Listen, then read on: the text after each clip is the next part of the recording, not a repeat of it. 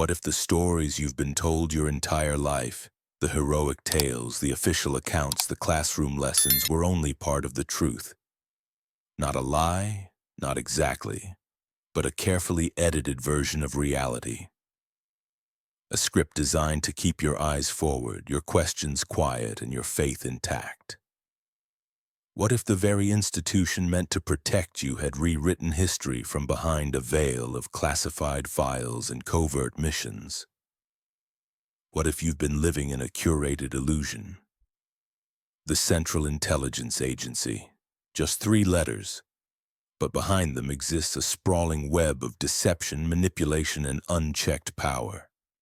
From Hollywood movies to high school textbooks, the CIA has often been portrayed as the guardians of freedom, the last line of defense against chaos. But the 693 pages you're about to explore tell a very different story. A story of crimes committed not in some far-off dystopia, but right here behind the polished smile of American democracy. This isn't paranoia, it isn't fiction, these are facts printed in ink, unsealed after decades of silence.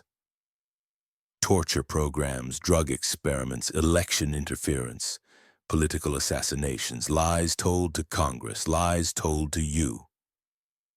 You were never supposed to know. That was the point. The system wasn't built to protect the people. It was built to protect itself. Think back to your earliest understanding of the world. You were taught about good and evil, order and chaos, heroes and villains.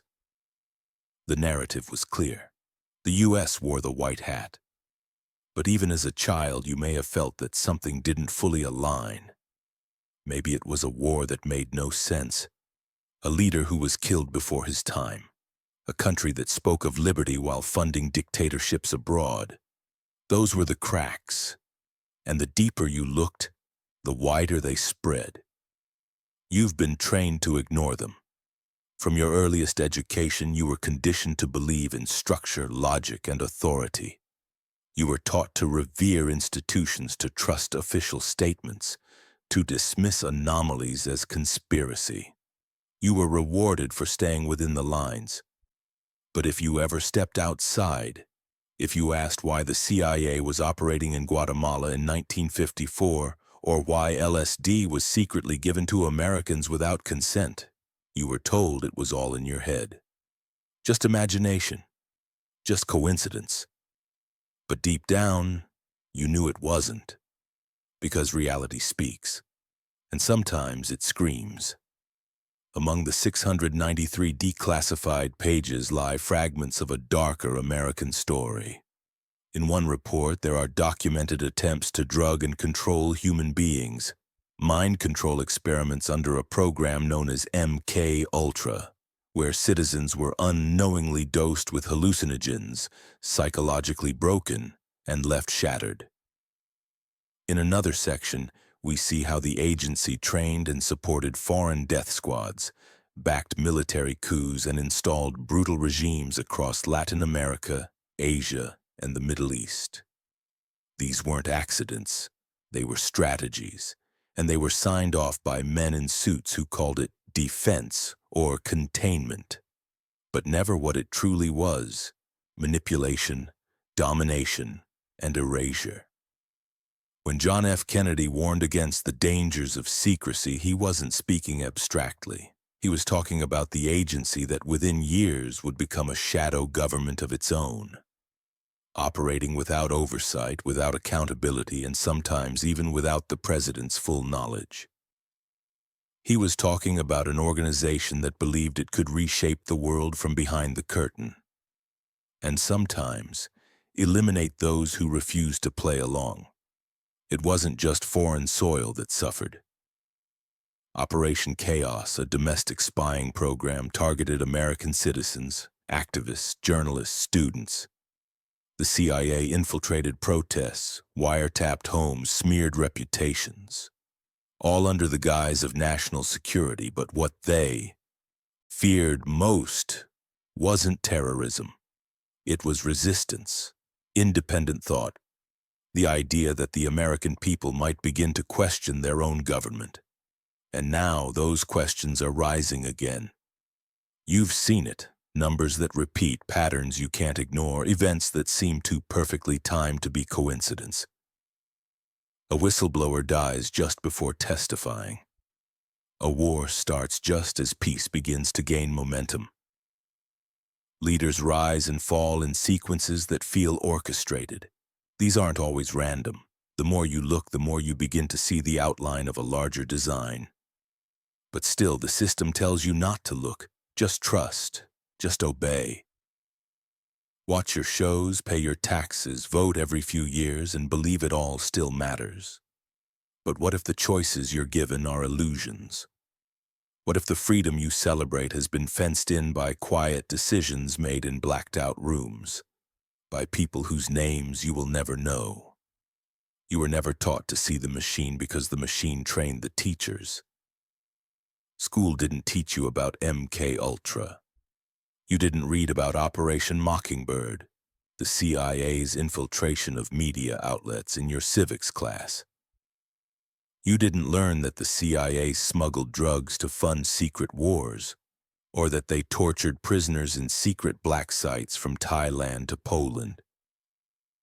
You weren't told these things because if you knew them, the illusion would collapse.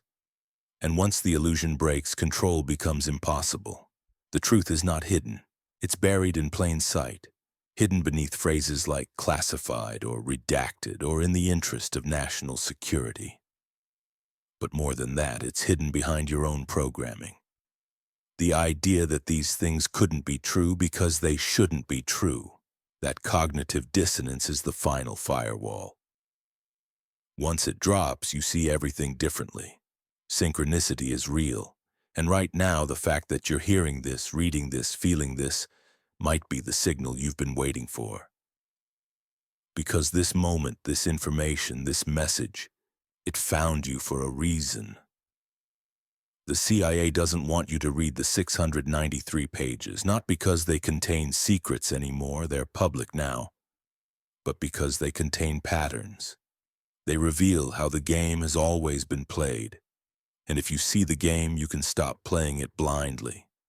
Maybe you felt it, that tension, that question mark behind every news headline, that nagging sense that something is wrong with the world.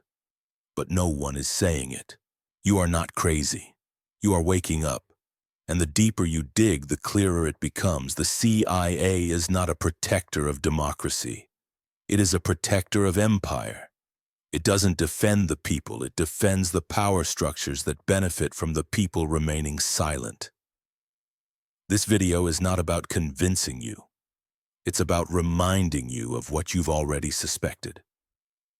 These documents, these pages, these testimonies, they are keys, not just to understanding the past, but to unlocking the present.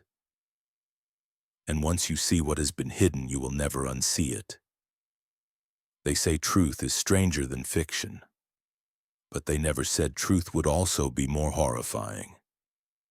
You were never meant to see these pages, but now that you have, what will you do with them? Because the next chapters will go even deeper, and in them we will expose not only the crimes of the CIA, but the strategies used to keep you from ever knowing. If you felt like the world doesn't make sense, it's because parts of it were never meant to. Until now. You were taught to believe in structure, that behind the chaos of the world, someone, some institution was maintaining control. Keeping things in check, making sure that even if things got ugly, there were rules, protocols, accountability. You were led to believe that somewhere behind closed doors, grown men in suits were working late to protect your future. But what if? That belief wasn't just wrong. What if it was deliberately manufactured, not to calm you, but to blind you? The truth is colder, more precise. There was never order, only the illusion of it. The CIA does not operate within the bounds of morality. It does not answer to justice, nor does it protect you in the way you think. It operates in the margins where legality blurs, where death is not a tragedy but a statistic, and where ethics are replaced by outcomes. In those 693 declassified pages, what emerges is not a rogue agency, but an intentional engine of engineered disorder, a mechanism built to create problems and then control their solutions. A self-feeding loop, chaos managed. In Guatemala, the CIA orchestrated the overthrow of a democratically elected government, not because it was a threat to the American people, but because it threatened corporate profit. United Fruit Company felt uneasy. Land reform would affect their bottom line, so the CIA painted the leader as a communist, sent weapons and propaganda, and lit the match. It worked. A nation was destabilized, a new puppet regime was installed, and the narrative was written by the victors. Most Americans never even heard the story. It was wrapped in silence and filed away. Until now. This wasn't a one-time operation. This was a template. Iran, Congo, Chile, Laos, Nicaragua, Iraq. The pattern repeats, and every time it's framed as protection, defense, freedom. But in the files, the language is colder, more clinical. The human cost is secondary, acceptable collateral in the pursuit of control. It doesn't matter if elections are fair. It matters if the outcome aligns with American interests. And if it doesn't, the wheels of covert action begin to turn. You've seen the chaos in these countries. You've seen the violence, the civil wars, the extremism, and you've been told they're just unstable, that these places can't govern themselves, that they need intervention. But you were never told who lit the fire. You were never supposed to know about Operation Ajax, or Operation Condor, or how the CIA trained torturers in techniques pulled straight from psychology labs. They weren't just fighting enemies. They were manufacturing them, feeding them, funding both sides. Because conflict creates opportunity, because instability allows for control. In the Vietnam War, CIA operatives didn't just gather intelligence. They ran a secret program called Phoenix. Thousands of suspected Viet Cong sympathizers were rounded up, tortured, and executed, many without trial, some without even real suspicion. But it wasn't just about Vietnam. It was a field test, a model for future operations, a demonstration of how to eliminate dissent in the name of peace. And back home, the chaos wasn't only abroad. Domestic operations blurred the line between foreign intelligence and internal control. Under Operation Chaos, the CIA spied on American citizens, violating its own charter. Protesters, civil rights leaders, students, journalists, anyone who questioned the narrative. Because the real threat wasn't foreign, the real threat was awareness. And still you weren't supposed to see it, because the brilliance of the system isn't just in the operations. It's in the storytelling. The CIA learned early that the most powerful weapon isn't a gun or a drone. It's narrative. That's where Operation Mockingbird comes in. A campaign not to eliminate journalists, but to recruit them, to infiltrate newspapers, radio, and television, to shape the way Americans saw the world. If you control the story, you control the perception. If you control perception, you control reaction. And if you can control how people react to a lie, they'll defend it as truth. They did it subtly, gradually. A story here, a leak there, language twisted, truth diluted. And suddenly war seems just. Torture becomes necessary. Dissent sounds dangerous. You probably think the media is flawed, but mostly independent. But for decades, many of the journalists trusted to hold power accountable were dining with it, collaborating with it, echoing its approved scripts. Even now, the legacy of that operation lingers, not always in direct control, but in deep patterns of self-censorship, loyalty to access, and unspoken rules. You don't need to suppress every voice when you can drown them out with 10,000 identical ones, and still, through all of this, the agency maintained its public image. Clean, mysterious, patriotic. The occasional scandal was allowed, always framed as a past mistake or one bad actor. But the core model was never exposed, not fully, until the documents began to leak. Even then, the damage was managed, because information alone doesn't break control. Perception does. That's why they taught you to see dissent as lunacy, to mock whistleblowers, to dismiss anomalies, to believe that anyone questioning authority must be mentally ill, paranoid, or dangerous. It's not just propaganda, it's psychological warfare, the kind the CIA mastered in foreign lands and then quietly imported home. MK Ultra wasn't a myth. It was real, it was vast, and it was horrifying. For decades, the CIA experimented on human subjects without consent. They used drugs, isolation, sleep deprivation, electroshock, and worse. Their goal wasn't just to extract information, it was to break the human will, to understand how far the mind could be bent before it snapped. Some of these experiments were conducted in hospitals, in prisons, in universities. The victims were told they were patients. They were told they were being helped. But they were being studied like lab rats. Some never recovered, some never left. And yet, even now, when MK Ultra is mentioned, it's met with doubt or ridicule. That's not accidental. That's the system working. Because the scariest truth is not that the CIA committed crimes. It's that the system allowed it, encouraged it, protected it. You might ask, how did no one stop them? But that's the wrong question. The real question is, who would? The CIA exists in a space above consequence. It is protected by classification, shielded by layers of legal ambiguity. It answers to oversight committees that it can lie to with impunity. Even presidents have struggled to rein it in. And when they've tried, when they've pushed too hard or asked too many questions, they've found themselves undermined, sometimes destroyed, sometimes silenced. The real power of the CIA is not in what it does, but in what it makes possible. A global chessboard where coups can be engineered, elections manipulated, populations controlled, all under a doctrine of plausible deniability. Where fingerprints are erased, evidence disappears, and accountability is always postponed for a later that never comes. And yet, here we are. You listening to this, me, speaking it. The silence has cracked. The truth is leaking. Maybe that's why this message found you now. Maybe that's why you're starting to feel like the world isn't random at all, but choreographed.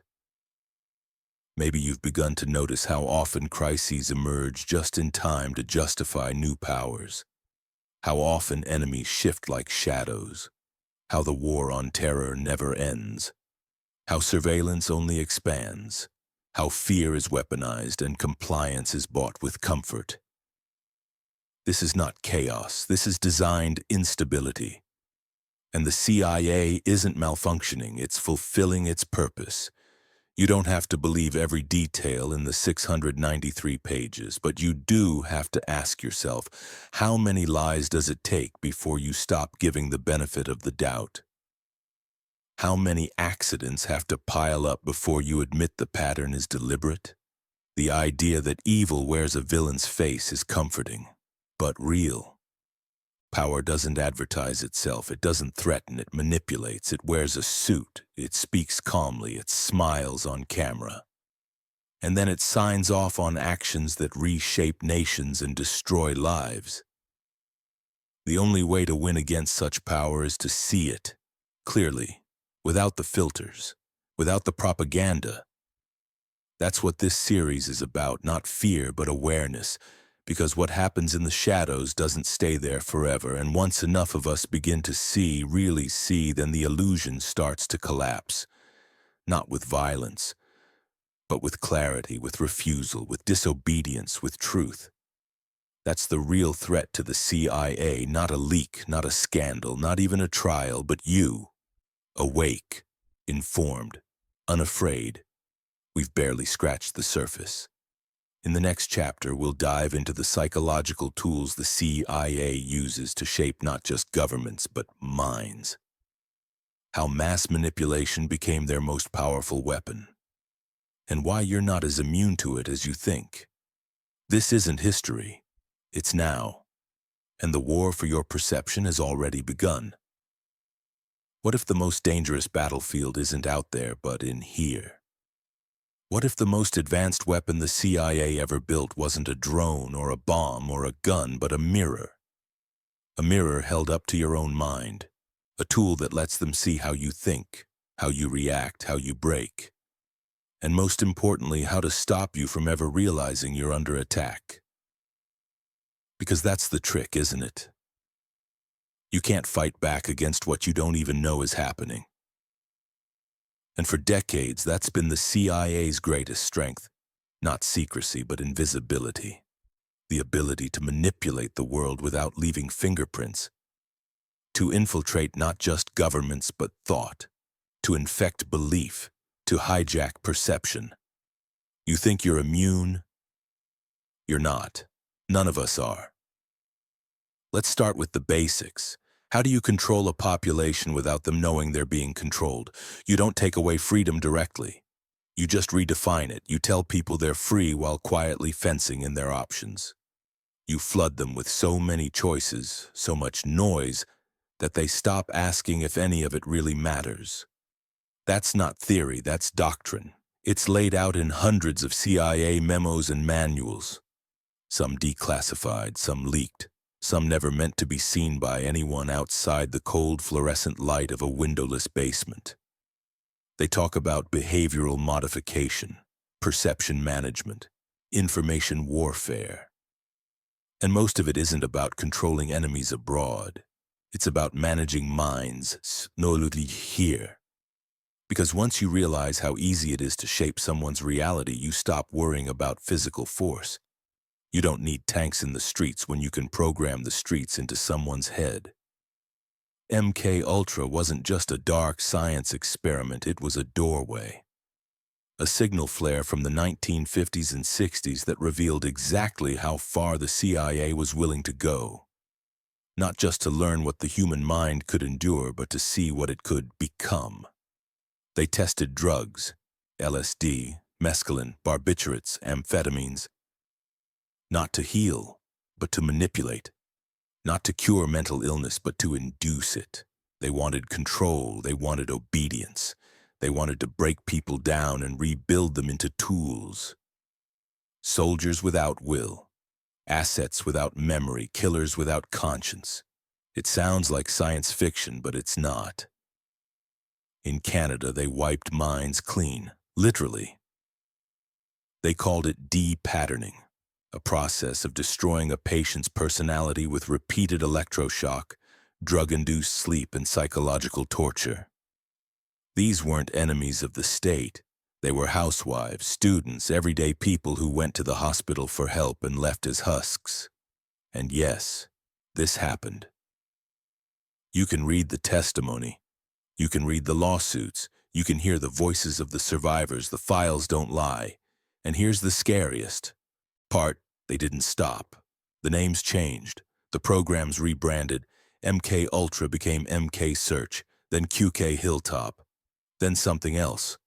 But the experiments continued, under new covers, through front organizations, in cooperation with universities, tech companies, even social media platforms. What was once done in dark rooms is now outsourced, datafied, digitized. The CIA no longer needs to dose you with LSD. Your algorithm will do it for them. You're tracked constantly. Every click, every swipe, every keyword you search, every video you watch, every hesitation, every like, every scroll. It's all data, and with enough data they can map you, not just what you do, but what you'll likely do. Your behavior becomes predictable. And what's predictable is influenceable. What you see, what you think, what you believe, it's shaped by invisible hands. That's the new psychological warfare, not through brute force, but through design.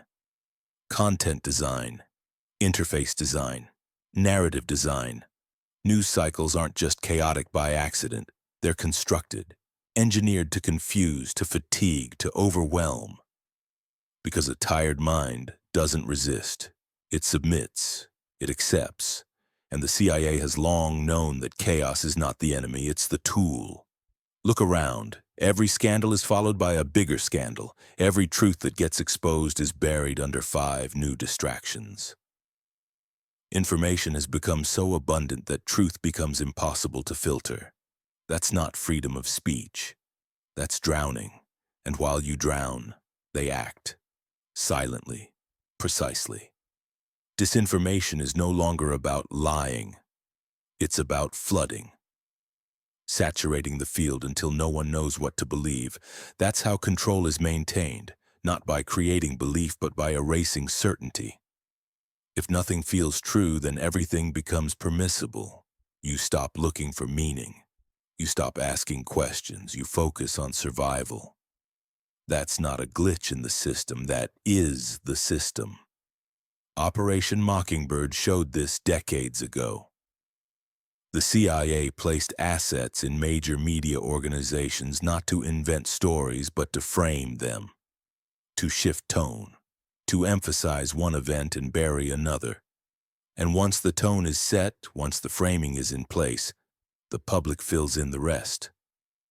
People don't want facts. They want confirmation. Give them enough angles and they'll find one that fits the illusion they're most comfortable living in. Even your skepticism has been engineered. You don't trust the media? Good. The CIA counted on that. You think you've unplugged from the system, but many of the alternative voices are just controlled opposition. Conspiracy isn't the enemy of the agency. It's a safety valve. Let people rage, let them theorize, just make sure they never act. And so you scroll, you argue, you post. You think you're resisting, but you're still playing inside their game. Because the true depth of their control isn't just informational, it's emotional. They know how to trigger fear, how to spike dopamine, how to keep you in outrage cycles that repeat endlessly. You feel like you're doing something by commenting, by sharing, by reacting. But all you're really doing is staying busy, distracted, focused outward instead of inward. The war for your mind is not being fought with bullets. It's being fought with data, with screens, with timelines, with suggested videos, with hashtags, with outrage, with dopamine loops. And in that war, your attention is the currency. Your belief is the prize. But here's the part they didn't expect. People are waking up. The illusion is cracking, not because someone told you to see it, but because you feel it, deep down. You can't ignore the patterns anymore. You can't shake the sense that something is being orchestrated, curated, performed. You've started asking questions the system has no answers for. Why do the same crises keep repeating? Why? Do whistleblowers disappear? Why do wars never end? Why are the only voices amplified the ones that push fear, division, and despair? These aren't random. These are symptoms of a deeper architecture, one that is built not to protect you but to use you. Because if your emotions can be manipulated, so can your decisions. And if your decisions can be shaped, so can your future. This is why the CIA isn't just a spy agency. It's a behavioral control network, a perception engine, a machinery of suggestion, implication, and emotional leverage. But it only works if you're asleep, and you're not anymore, are you? You feel it. The flicker, the unease, the knowing, like waking up in a room where the furniture has been rearranged, but no one told you. The world looks the same, but it isn't. Something underneath has shifted, and you're beginning to see through the seams. That's the moment they fear most, because awakening isn't loud, it's silent. Personal. It happens in your thoughts, your habits, your quiet refusal to accept the script. And when enough people wake up, when enough people stop reacting and start observing, the illusion begins to fall apart. You can't fight back against a weapon you don't see. But now you do. The war for your mind is real. It's happening right now, every day, in every ad, every headline, every notification that pulls your attention away from your own awareness. But here's the good news. They need your compliance, and without it, they're powerless. They can manipulate a sleeping public, but not a conscious one. Not you, not anymore. In the next chapter, we go even deeper into the specific tools and tactics that were once experimental and are now weaponized at scale. Psychological operations, AI-driven profiling, digital blackmail, and the rise of a new kind of surveillance state. One where you give up your freedom and feel good doing it. But that comes later. Right now, take a breath and ask yourself if they've already done all this. What haven't they told you yet? You've heard the stories. You've seen the documents. You've begun to question what you once accepted without hesitation. And now, a new question forms. Not just what they did, but what they're still doing. Because this isn't over, it never ended, it just evolved. We like to think that when something dark is exposed, it stops. That shining a light on corruption is enough to kill it. But that's not how power works. Power adapts. Power shifts. Power learns from failure and writes a new playbook. The CIA didn't lose control after MK Ultra. It refined the process. It got quieter, cleaner, less traceable. After Mockingbird, it didn't stop managing information. It just handed the tools to new actors, tech platforms, data brokers, private contractors. After every scandal, every leak, every whistleblower came a rebranding. New acronyms, new shells, same mission.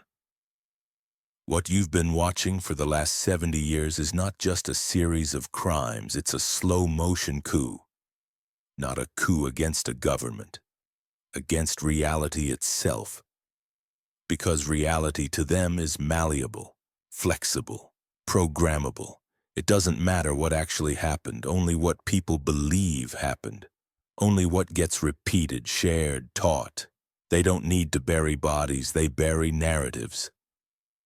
They overwrite the past with new headlines, new footage, new experts. And just like that, memory is rewritten. The truth becomes unstable. And in that instability, they reign. The CIA doesn't govern with laws, it governs with doubt. It doesn't silence with guns, it silences with confusion. It doesn't build empires with soldiers. It builds them with illusions, and the illusion is this: that you're free, that you're informed, that your choices matter inside a rigged simulation. A world where every option is engineered to lead you back to the same place: compliance. You think elections are the battleground? The real war was won long before the first vote, in the candidate selection, in the funding, in the media framing, in the policies drafted behind closed doors by people you'll never see, serving agendas you'll never hear spoken aloud. But here's the part that matters. The coup only works if you believe it didn't happen. If you believe things just are the way they are, random, chaotic, uncontrollable. That's how the CIA keeps winning. By making the people believe there is no war. By convincing you to accept surveillance as safety, control as convenience, oppression as policy. They've turned your phone into a sensor, your camera into a witness, your location into a signature. They don't have to break into your house to know what you're doing. You tell them, willingly. Hour by hour, click by click. The new intelligence is ambient, invisible, self-generated. It's no longer about what you hide. It's about what you give away without question. And what happens when that data becomes weaponized? Predictive policing, personality scoring, silent blacklists, manipulated search results, information suppression tailored not to silence everyone but just you. Just enough. Just enough to stop your post from spreading. Just enough to make your truth invisible, not censorship. Erasure. There's a quiet brutality in that. You don't hear the shots fired, but the message is clear. You do not speak against the machine, and yet, here you are, still listening, still questioning, still awake. And that is everything. Because for all its power, all its funding, all its psychological tools, the CIA still fears one thing: consciousness. The kind that sees through noise, that asks dangerous questions, that notices patterns, the kind that wakes up other people. This isn't just about files or operations. This is about the reclaiming of perception. Your ability to look at the world and see it clearly. Not as they want you to, but as it actually is. When enough people see clearly, the machine breaks down. Not through revolution, through refusal, through subtraction of consent. When millions stop participating in their own manipulation, the illusion collapses. That's what they fear. Not riots, not protests, but lucidity. Real intelligence is not secret knowledge, it's awareness. And that's what these 693 pages point to over and over. A war not just on truth, but on awareness of truth. A war on your capacity to trust yourself, to trust your instincts, to trust that inner voice that whispers, "This is not right." They've tried to kill that voice in you, through media, through shame, through distraction, through endless loops of anxiety, but it's still there. And now it's getting louder. You hear it when a headline feels too convenient. You hear it when a tragedy feels timed. You hear it when your intuition rises and the screen tries to shout it down. That voice is your shield. Don't silence it, sharpen it. Because the CIA doesn't need to imprison your body if it can hijack your perception. But here's the secret they never wanted you to discover. You are not powerless. You are not a passive observer. You are not just a mind to be programmed. You are the glitch, the anomaly, the ungovernable factor. And once you see the shadow, you can move beyond it. The pages are open now, the curtain is torn, the crimes are documented. The question is no longer what they did. It's what you'll do with what you now know. Maybe you'll dig deeper. Maybe you'll tell someone else. Maybe you'll just see a little clearer the next time the narrative shifts. That's how it begins, with clarity, with refusal, with awareness. This is not the end. This is only volume 1. Because truth isn't what you're given, it's what you claim. And now, it's your move.